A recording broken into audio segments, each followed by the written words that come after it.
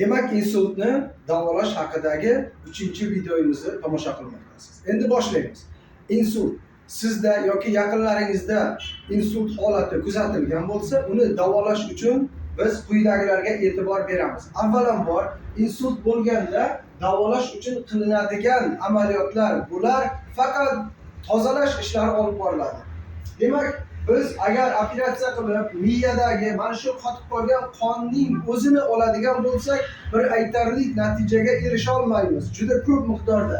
Endi chunki insult mana bu miyada, jarayon miyada bo'lgani bilan bu yerda avvalambor miyaga yetib bormasdan oldin o'pkalarda bo'ladigan tromblar, yurakda bo'ladigan tromblar, o'sha yurak ishemik infarkti deyiladi yoki jigar yog'lari, gepatoz, xolestistit, buyrakdagi toshlar yoki qon tomirlaridagi yig'ilib qoladigan blyashkalar, mana shularni pastdagilarni tozalamasdan turib biz yuqoridagilarni, miyadagi qotib qolgan trombni eritib yuborishimiz yoki uni shunchaki operatsiya bilan olib tashlashimiz bu bunday olganda aqlga to'g'ri kelmaydi.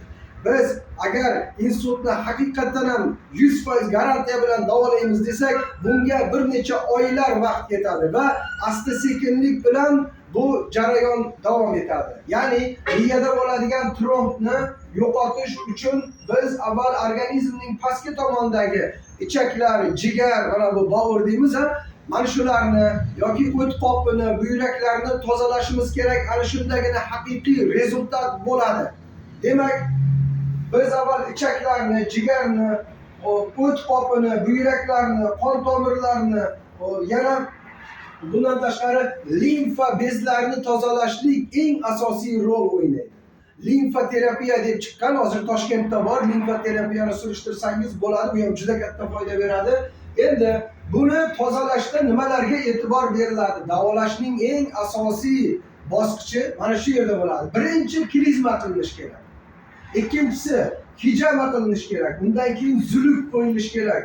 Xo'p, fitovannalar qilish kerak. Ruskiy banyaga tushib turish kerak. Haftada 2-3 marta tushsa ham mayli.